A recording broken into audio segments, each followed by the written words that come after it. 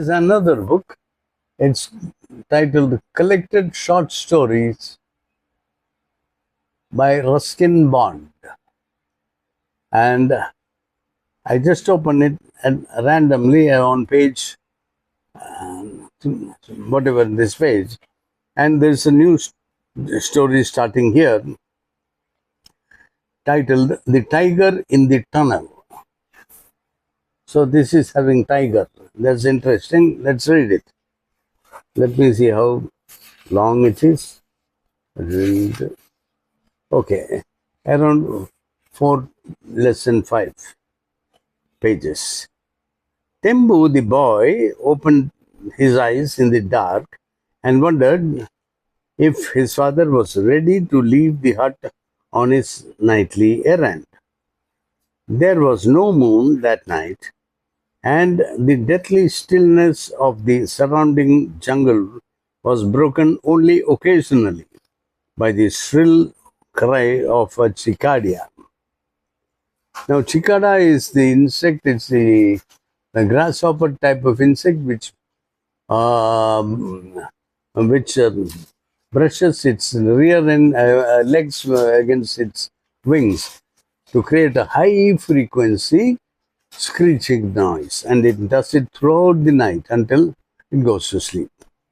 So, with the jungle, the sound was only broken by the shrill cry of the cicada. It is not a cry from the throat, it's a sound made by rubbing the legs against the wings.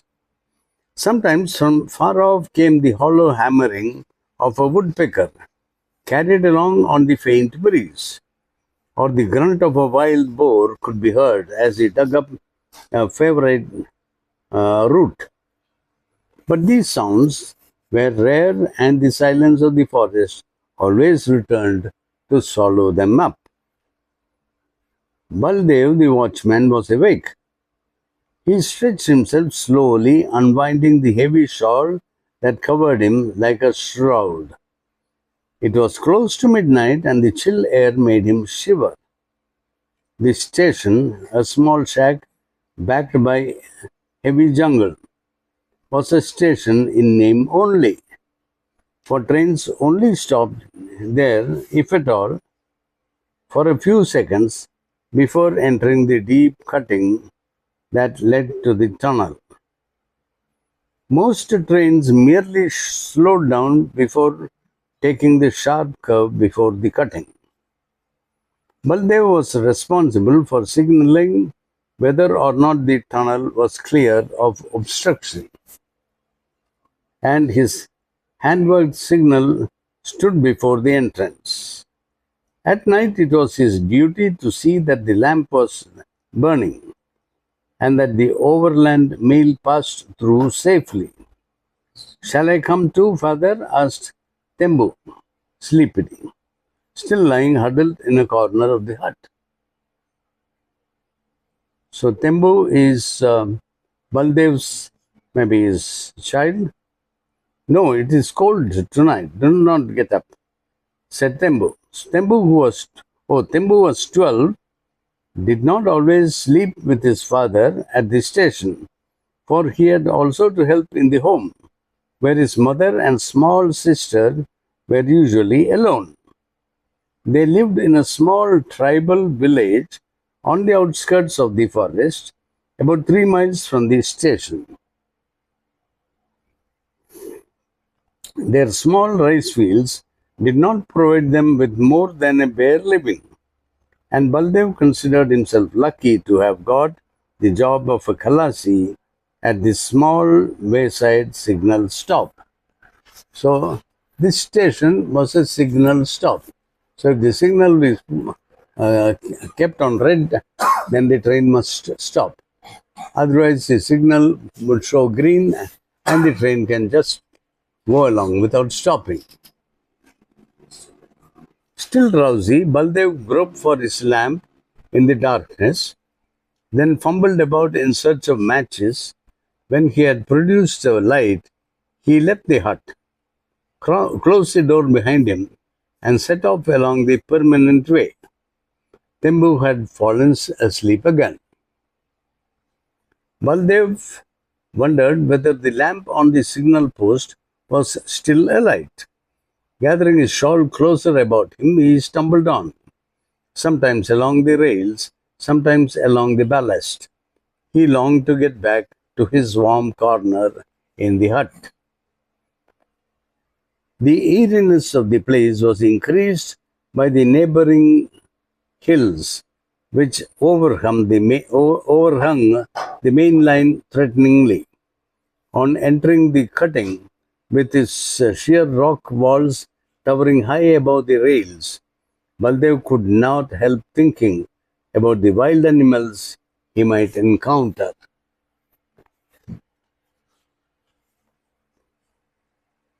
He had heard many tales of the famous tunnel tiger, a man-eater who was supposed to frequent this spot. But he hardly believed these stories, for since his arrival at this place a month ago, he had not seen or even heard a tiger. There had of course been panthers, and only a few days ago the villagers had killed one with their spears and axes. Baldev had occasionally heard the sawing of a panther calling to its mate, but they had not come near the tunnel or the shed. Baldev walked confidently, for, being a tribal himself, he was used to the jungle and its ways. Like his forefathers, he carried a small axe, fragile to look at, but deadly when in use. With it, in 3 or 4 swift strokes, he could cut down a tree as neatly as if it had been sawn. And he prided himself in his skill in wielding it against wild animals. He had killed a young boar with it once, and the family had feasted on the flesh for 3 days. The axe head of pure steel, thin but ringing true to like a bell, had been made by his father over a charcoal fire. This axe was part of himself, and wherever he went, be it to the local market 7 miles away or to a tribal dance, the axe was always in his hand. Occasionally, an official who had come to the station had offered him good money for the weapons, but Baldev had no intention of parting with his axe. The cutting curved sharply, and in the darkness, the black entrance to the tunnel loomed up menacingly. The signal light was out.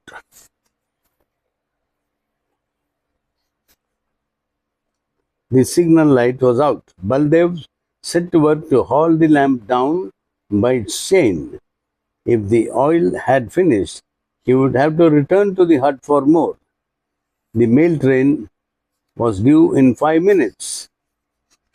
Once more he fumbled for his matches. Then suddenly he stood still and listened. The frightening cry of a barking deer, followed by a crashing sound in the undergrowth, made Baldev hurry. There was still a little oil in the lamp, and after an instant's hesitation, he lit the lamp again and hoisted it back into position. Having done this, he walked quickly down the tunnel, swinging his own lamp so that the shadows leapt up and down the soot-stained walls. And having made sure that the line was clear, he returned to the entrance and sat down to wait for the mail train. The train was late. Sitting huddled up, almost dozing, he soon forgot his surroundings and began to nod. Back in the hut, the trembling of the ground told of the approach of the train, and a low, distant rumble woke the boy, who sat up, rubbing the sleep from his eyes. "Father, it's time to light the lamp," he mumbled, and then realizing that his father had been gone some time, he lay down again. But he was wide awake now, waiting for the train to pass, waiting for his father's returning footsteps. A low grunt resounded from the top of the cutting. In a second, Baldev was awake, all his senses alert. Only a tiger could emit such a sound. There was no shelter for Baldev, but he grasped his axe firmly and tensed his body, trying to make out the direction from which the animal was approaching. For some time there was only silence. Even the usual jungle noises seemed to have ceased altogether. Then a thump and the rattle of small stones announced that the tiger had sprung into the cutting.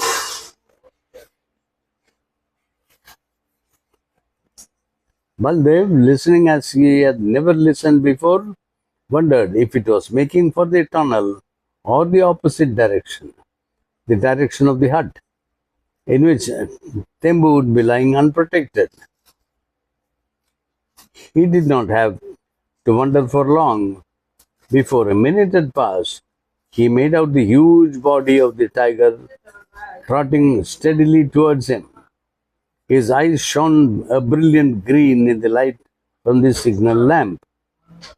Flight was useless, for in the dark the tiger would be more sure-footed than Baldev and would soon be upon him from behind. Baldev stood with his back to the signal post, motionless, staring at the great brute moving rapidly towards him. The tiger, used to the ways of men, for it had been preying on them for years, came on fearlessly, and with a quick run and a snarl, struck out with its right paw, expecting to bowl over the puny man who dared stand in the way. Baldev, however, was ready. With a marvelously agile leap, he avoided the paw and brought his axe down on the animal's shoulder. The tiger gave a roar and attempted to close in. Again, Baldev drove his axe with true aim, but to his horror, the beast swerved and the axe caught the tiger on the shoulder, almost severing the leg. To make matters worse, the axe remained stuck in the bone and Baldev was left without a weapon.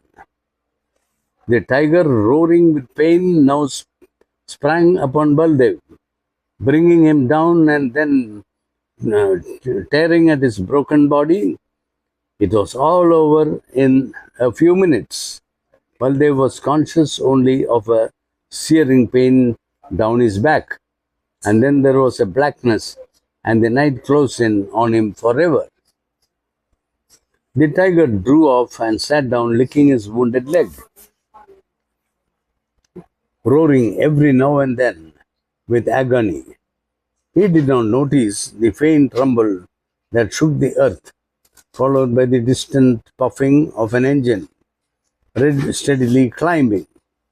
The overland mail was approaching through the trees beyond the cutting. As the train advanced, the glow of the furnace could be seen, and showers of sparks fell like Diwali lights over the forest. As the train entered the cutting, the engine whistled once, loud and piercingly. The tiger raised his head, then slowly got onto his feet. He found himself trapped like the man. Flight along the cutting was impossible. He entered the tunnel, running as fast as his wounded leg would carry him, and then with a roar and a shower of sparks, the train entered the yawning tunnel. The noise in the confined space was deafening, but when the train came out into the open on the other side, silence returned once more to the forest and the tunnel. At the next station, the driver slowed down and stopped his train to water the engine. He got down to stretch his legs and decided to examine the headlamps. He received the surprise of his life, for Just above the cow catcher lay the major portion of the tiger, cut in half by the engine. There was considerable excitement and conjecture at the station, but back at the cutting, there was no sound except for the sobs of the boy as he sat beside the body of his father. He sat there a long time, unafraid of the darkness, guarding the body from jackals and hyenas, until the faint light of the dawn brought with it the arrival of the relief watchman.